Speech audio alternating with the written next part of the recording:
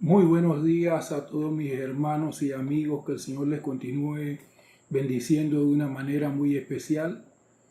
Les saludo y los bendigo en el nombre de nuestro Señor Jesucristo en este día domingo 17 de mayo del año 2020, año de plenitud divina en el que estamos morando bajo la gloria de nuestro Dios.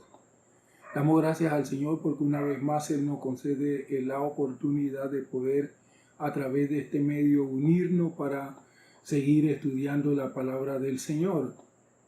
Vamos a tener una palabra de oración antes de iniciar. Padre, muchísimas gracias. Tú eres un Dios maravilloso, Señor, que sabes hacer todas las cosas bien. Y tú nos brindas en esta oportunidad el privilegio de poder a través de este medio, Dios mío, seguir estudiando tu palabra. En tanto que lo hacemos, Señor, pedimos que tú puedas depositar en nuestro espíritu esa semilla apostólica y profética, que germinen y que den el fruto para la gloria de tu nombre santo. Por todo cuanto tú hagas en este día, te daremos a ti siempre la honra y la gloria en el nombre precioso de nuestro Señor Jesucristo. Amén. Amén. Bien, amados, en el día de hoy quiero compartirles el tema su resurrección demostrada. Quiero iniciar en el día de hoy un estudio, por lo menos los días domingos, del libro de los Hechos. Es importante poder estudiar este libro porque cuando nosotros volvamos a los templos ya no va a ser lo mismo. Va a ser una nueva dimensión y vamos a necesitar la maravillosa ayuda del Espíritu Santo para poder desarrollar toda la labor que el Señor quiere que hagamos. Así que he sido motivado a compartirles a ustedes sobre el libro de los Hechos, aunque en nuestra congregación ya hemos estudiado en 2 oportunidades este libro, pero es una maravilla, es una joya este libro, y espero que ustedes se puedan gozar y edificar conmigo a través de la trascendencia maravillosa del Espíritu Santo. Su resurrección demostrada. A partir de este momento voy a comenzar a compartirles, como les decía, el libro de los Hechos, el cual nos presenta de una manera especial la iglesia modelo y el ministerio del apóstol. El libro de los Hechos fue escrito por Lucas. ¿Para quién era Lucas? Algunos dicen que la palabra Lucas es el diminutivo de Lucano, un pueblo en Roma, de donde era oriundo el doctor Lucas, y entonces se le apodó con este diminutivo del pueblo lucano. Lucas era un creyente gentil de la iglesia de Antioquía, que escribió el evangelio que lleva su nombre y el libro de los Hechos. El apóstol Pablo lo llamó el médico amado en Colosenses 4:14. Este creyente gentil tuvo la oportunidad de establecer contacto con muchas personas que habían conocido a Jesús. Lucas obtuvo su material de testigos oculares. Es el único escritor sagrado que no era judío. Por esta razón no tenía una mentalidad inclinada al judaísmo. La presentación de su evangelio fue para dar testimonio de las obras que hizo Jesús, sus enseñanzas, su resurrección y su ascensión. Lucas, tanto su evangelio como el libro de los Hechos, lo dedicó a Teófilo. Ahora, ¿quién era Teófilo? El nombre Teófilo significa uno que ama a Dios. Teófilo era un creyente gentil que probablemente era funcionario romano. En la costumbre antigua, sobre todo romana, las palabras que utiliza Lucas, o excelentísimo, que le aplicó a Teófilo en Lucas 1:3, denotan un título que se usaba solamente con funcionarios romanos o con la aristocracia en la época romana. El título Los Hechos de los Apóstoles fue añadido más tarde por alguien, ya que Lucas fue su segundo tratado a Teófilo. Aunque a los apóstoles como cuerpo se le presta cierta atención, el título no le hace justicia al libro. En Hechos 1:1, Lucas hace referencia al Evangelio como un registro de todo lo que Jesús comenzó a hacer y a enseñar.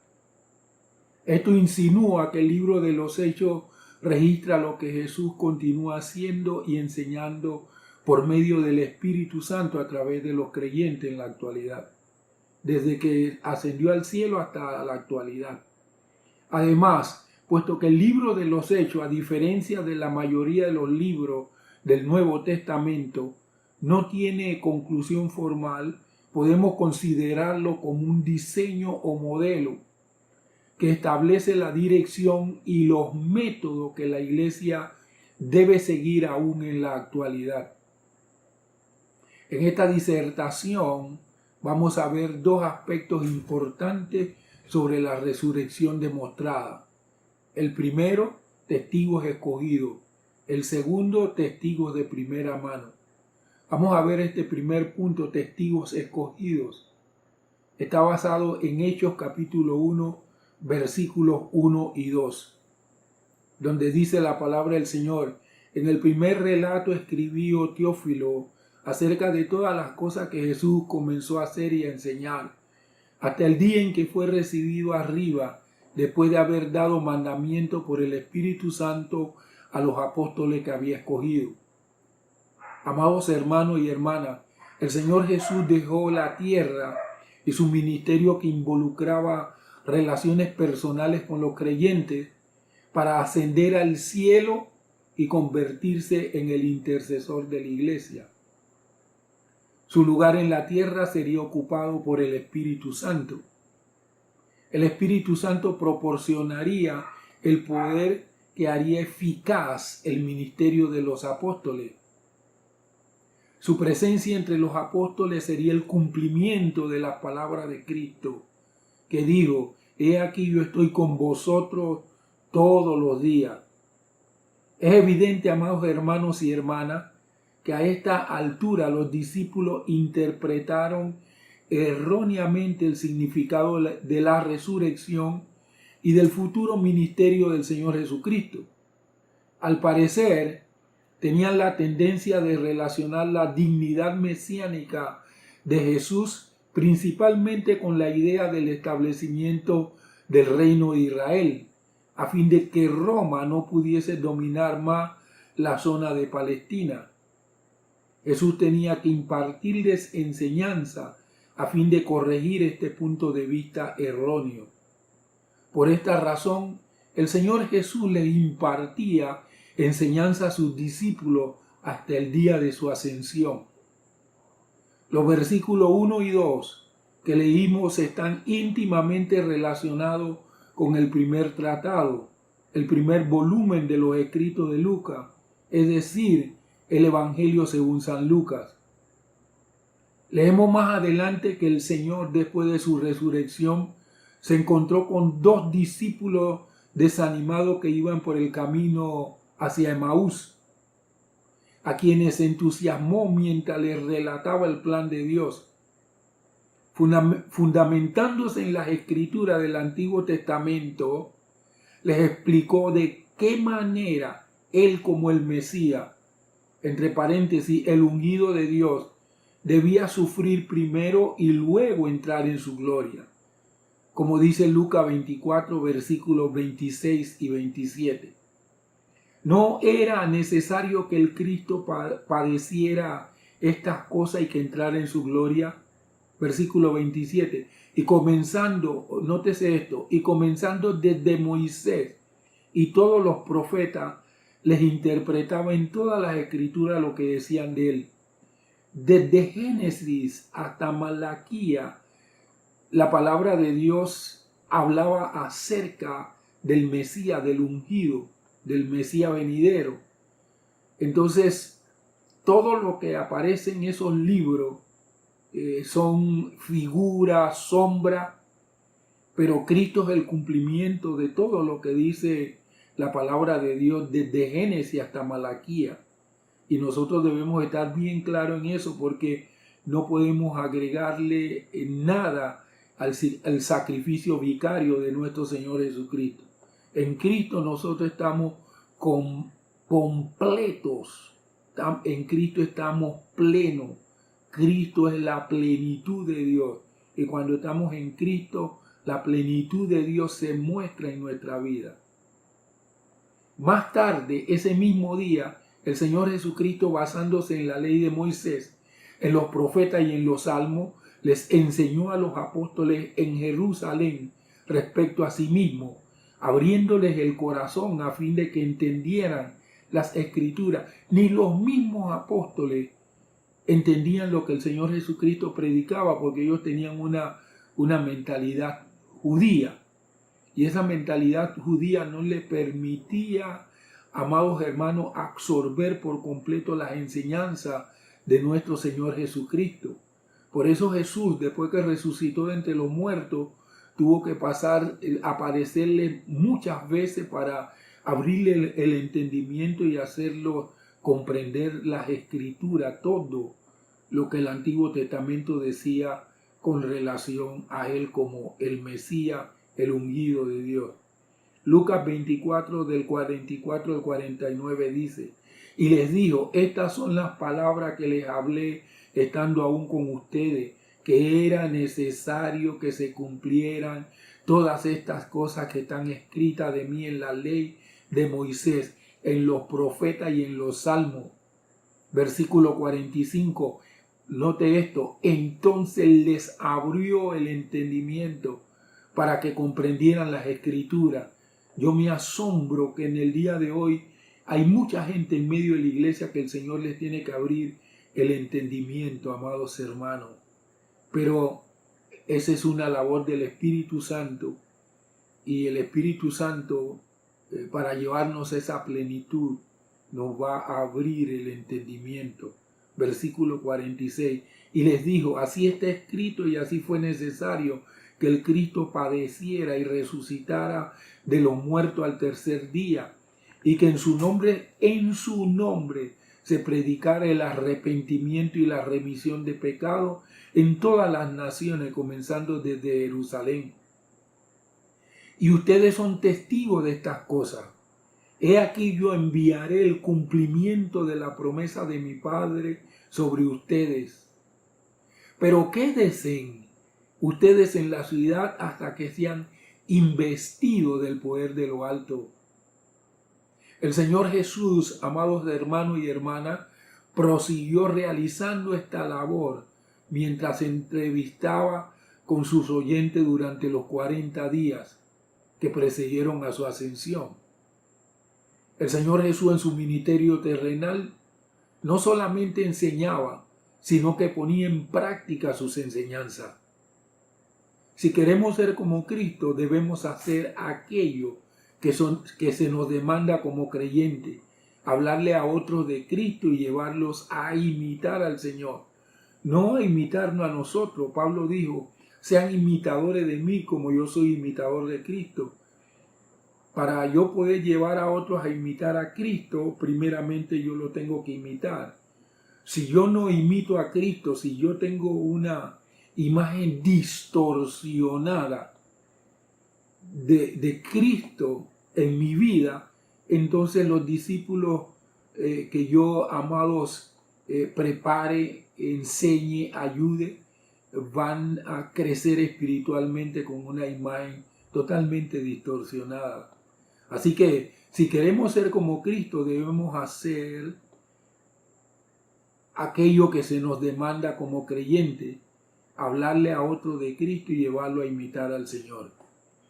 Así como Cristo estaba involucrado en la enseñanza y en practicar lo que enseñaba hasta su ascensión, nosotros también debemos trabajar hasta que nuestra carrera termine, como dijo el apóstol Pablo.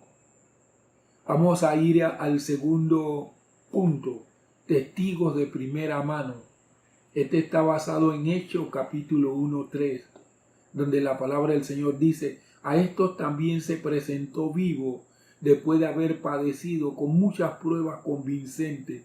Durante 40 días se hacía visible a ellos y les hablaba acerca del reino de Dios. A los 12 apóstoles el Señor Jesús les prestó especial atención y les impartió instrucciones especiales.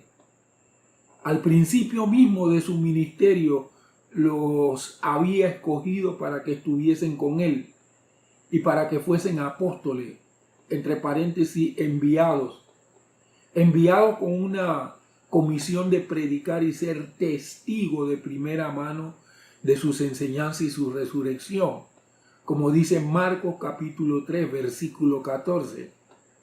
Constituyó a 12, a quienes nombró apóstoles. ¿Con qué propósito? Para que estuvieran con él, tener una relación íntima con el Señor y para enviarlos a predicar. Juan capítulo 15, versículos 16, 20 y 21.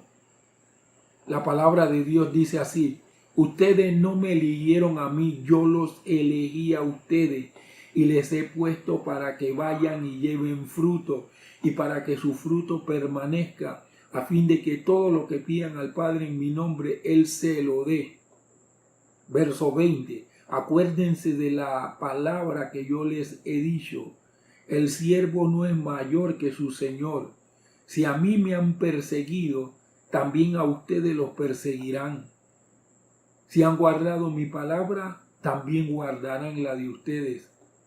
Pero todo esto les harán por causa de mi nombre, porque no conocen al que me envió. Hechos 1:22.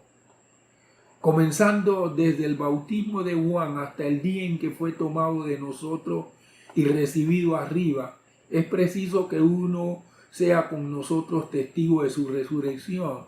Este es cuando escogieron a Matías para ser el sucesor de Judas Iscariote. Amados hermanos y hermanas, según estos versículos, el apóstol, oigan lo que es un apóstol. El apóstol es un enviado que es testigo de primera mano de las enseñanzas y la resurrección del Señor Jesucristo. El libro de los Hechos nos muestra dos tipos de apóstoles. Primero, los apóstoles del Cordero, quienes compartieron físicamente con el Señor Jesús durante todo su ministerio y testigos de sus milagros, muerte y resurrección. Segundo, nos muestra a los apóstoles que no compartieron físicamente con el Señor Jesús, pero que posteriormente a su resurrección se les reveló. Un apóstol es alguien que conoce a Jesús, que se le ha revelado. Se les reveló y los envió personalmente a llevar el evangelio del reino. O sea, tienen una comisión, no que me la asignaron aquí en la tierra, una comisión asignada directamente con el Señor Jesucristo, con una labor específica que tiene que hacer, porque no todos los apóstoles realizan la misma labor. Pedro no realizó la misma labor que Juan. Pedro era un apóstol evangelista, Juan era un apóstol profeta, y Pedro y Juan no desarrollaron el mismo ministerio del apóstol Pablo. El apóstol Pablo era, aunque era un profeta, su ministerio principal era magisterial. Así que vemos en Pedro un apóstol evangelista, en Juan un apóstol profeta y en Pablo un apóstol magisterial. Los apóstoles que no compartieron físicamente con el Señor Jesús, pero que posteriormente a su resurrección se les reveló y los envió personalmente a llevar el evangelio del reino.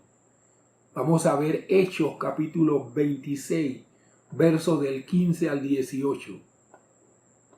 Entonces yo dije, este es Pablo hablando, entonces yo dije, ¿quién eres, Señor? Y el Señor dijo, yo soy Jesús a quien tú persigues, pero levántate y ponte sobre tus pies, porque te he aparecido para esto. Jesús se le apareció a Pablo para constituirse, perdón, amado, para constituirte en ministro y testigo de las cosas que has visto de mí y de aquella en que me apareceré a ti. Constantemente el Señor Jesucristo se le revelaba a Pablo, le revelaba los misterios.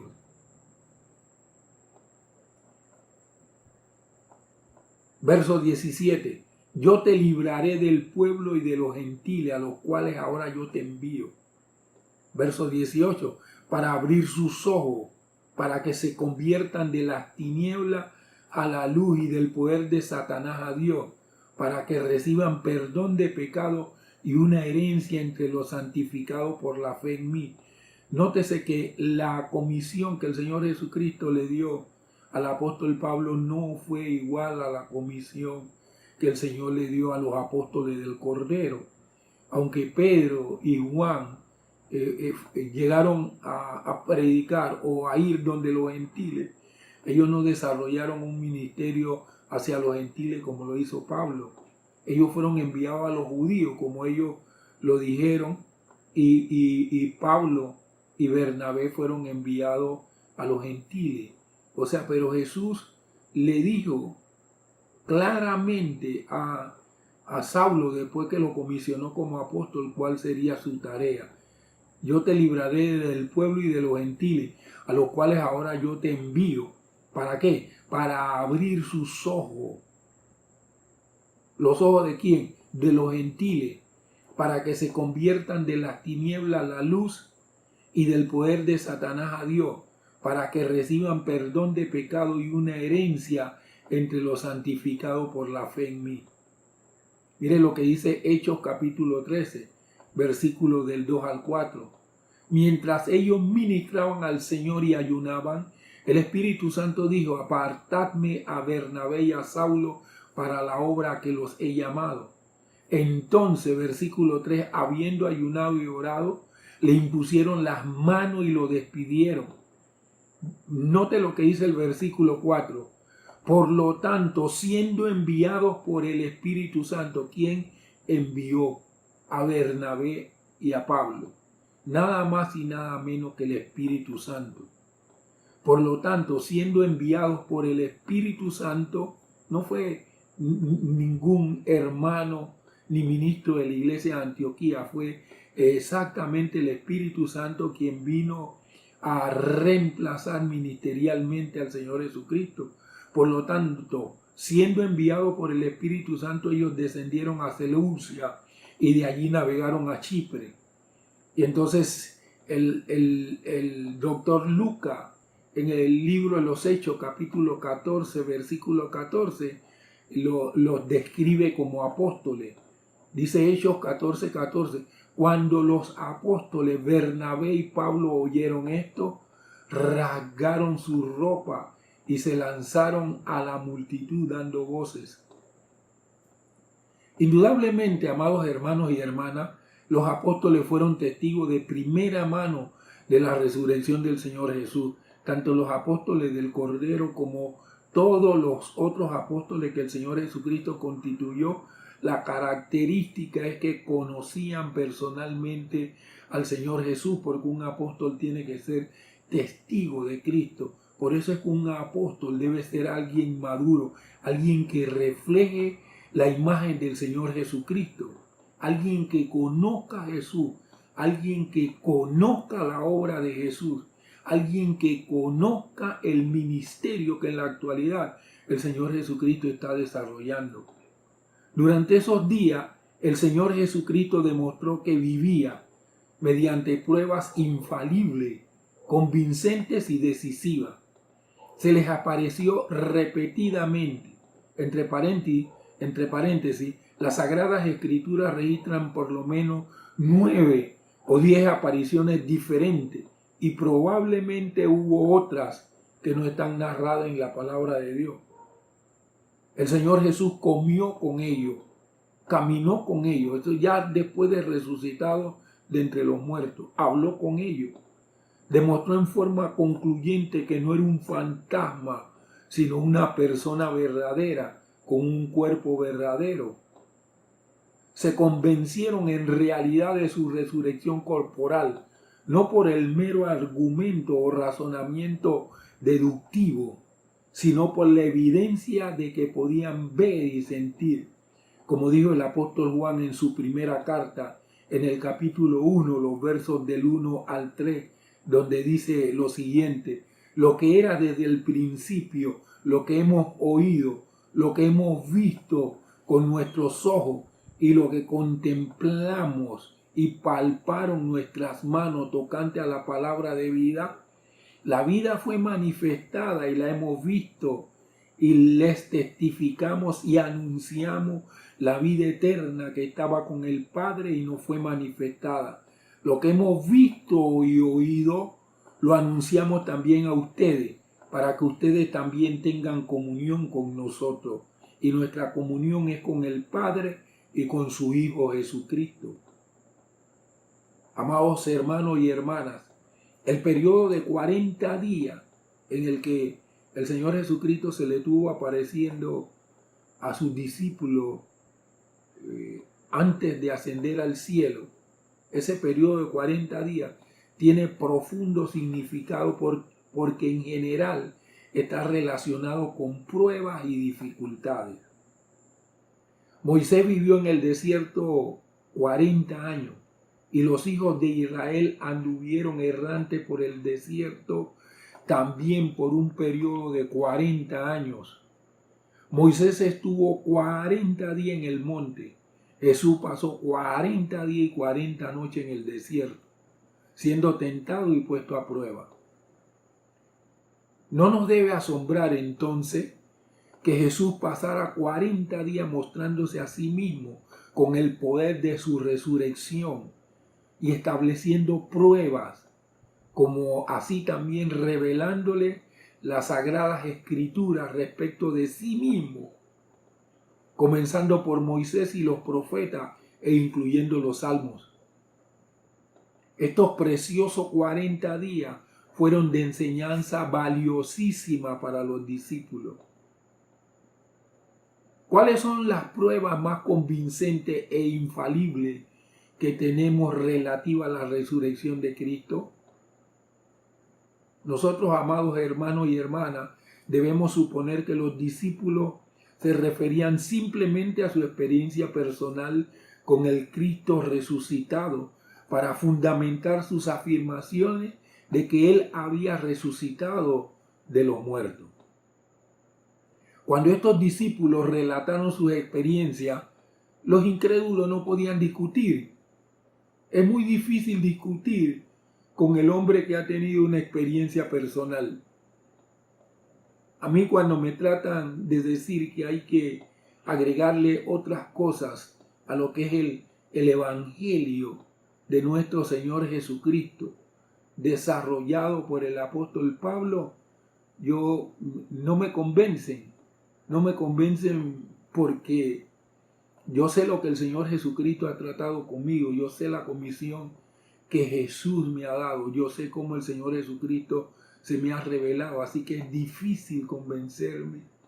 No que es imposible, si me descuido, pero es muy difícil convencerme para que yo entre en cuestiones que nada tienen que ver con el ministerio de nuestro Señor Jesucristo a través del Espíritu Santo. Nuestra situación no es en realidad diferente de ellos. Ellos relataban sus experiencias, los incrédulos no podían discutir. Nuestra situación no es en realidad diferente a la de ellos. La prueba más eficaz de la resurrección de Cristo es el testimonio personal con respecto a cómo el Cristo resucitado ha resuelto el problema del pecado para el individuo. ¿Cómo sé que Cristo vive? Bueno, amados hermanos, yo sé que Cristo vive porque vive en mi corazón. La prueba infalible de que Cristo resucitó de los muertos consiste en que el hombre halle una solución para los problemas del pecado mediante el Señor Jesús. Este es el hecho que ha permitido que la iglesia perdure por los siglos. Es lo que presta poder a nuestro testimonio. Amados hermanos y hermanas, este debiera ser uno de los temas principales de nuestro testimonio ante los incrédulos. A raíz de estos 40 días, Pedro pudo ponerse de pie el día de Pentecostés y testificar presentando a Cristo y el Evangelio pleno. Luego entonces, los apóstoles comenzaron de inmediato el ministerio de enseñanza que demostró una clara comprensión del plan, propósito y reino de Dios. Esto gracias a que el Señor Jesucristo se les apareció durante 40 días, si no hubiese sido un desastre la predicación de los apóstoles. Miren lo que dice Hechos capítulo 2, versículo 42. Y perseveraban en la doctrina de los apóstoles, en la comunión, en el partimiento del pan y en las oraciones. Hechos 3:18. Pero Dios cumplió así lo que había anunciado de antemano por boca de todos los profetas, de que su Cristo debía padecer. Los sermones en el libro de los Hechos están saturados de las enseñanzas del Antiguo Testamento, puesto que Jesús llevó a los apóstoles desde el Génesis hasta Malaquía. El Espíritu Santo estaba capacitado para la verdad y convertirla en espada eficaz para alcanzar victorias espirituales y transformarlas en instrumentos eficaces para la edificación de la iglesia. ¿Saben, amados hermanos? Cuando nosotros estamos recién convertidos, ganamos mucho más gente que cuando ya somos ministros. ¿Saben por qué? Porque cuando nosotros estamos recién convertidos, lo único que podemos hacer es compartir nuestro testimonio. Y la gente no puede rebatir, la gente no puede discutir con nosotros acerca de la experiencia que hemos tenido de salvación en el Señor Jesucristo. Cuando ya crecemos espiritualmente, nos llenamos de tanto conocimiento que abandonamos nuestro testimonio personal y queremos añadir tantas cosas. Pero si queremos ser efectivos, nuestro testimonio personal debe dar resultado, debe dar fruto de arrepentimiento en los que nos escuchan. Debemos proclamar a Jesús en el poder de su resurrección. Él se levantó de entre los muertos y durante 40 días dio testimonio del poder de su resurrección. Amados hermanos, doy gracias a Dios porque nos permite estudiar el libro de los Hechos. En el futuro vamos a seguir estudiando el libro de los Hechos. Hemos estudiado nada más el capítulo 1, los versículos del 1 al 3 en esta meditación. Espero que todo lo que yo le he vertido ustedes puedan hacer como los hermanos de Berea, examinarlo para que nosotros podamos conocer lo que fue la iglesia modelo y para que podamos conocer lo que es un apóstol de nuestro Señor Jesucristo. Vamos a tener una palabra de oración. Padre, te damos gracias en este día domingo 17 de mayo del año 2020, el año de plenitud divina y el que moramos bajo tu gloria. Tú nos has concedido la oportunidad de poder iniciar el estudio del libro de los Hechos.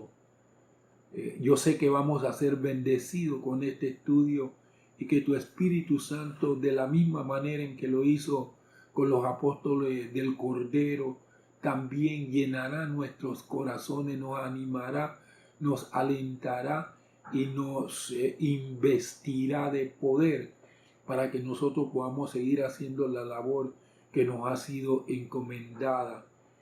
Doy gracias por cada uno de los oyentes, los bendigo. Declaro que por el poder de la resurrección de nuestro Señor Jesucristo y por la trascendencia del Espíritu Santo, su entendimiento es abierto para comprender las Escrituras, para comprender la obra, la muerte y la resurrección de nuestro Señor Jesucristo. Padre, gracias.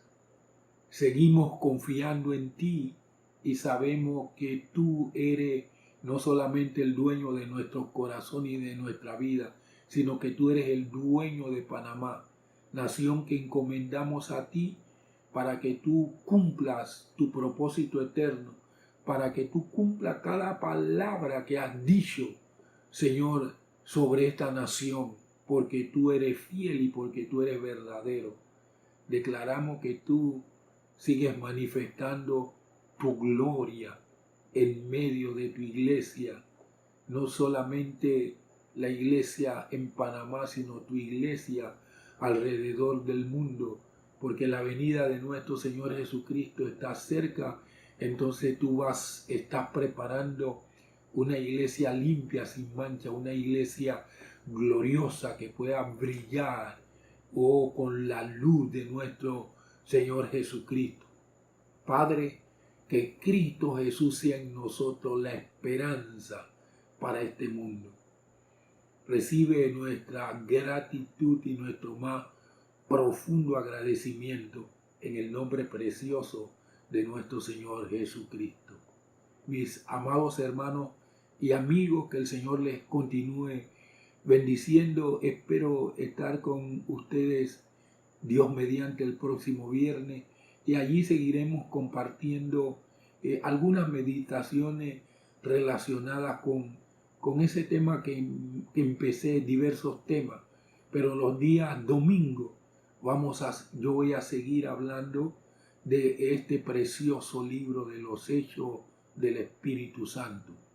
Mientras llega ese tiempo, que el Señor no solo les continúe bendiciendo, sino protegiendo y guardando cada una de sus vidas y prosperándolos en todos los ámbitos de la vida de ustedes.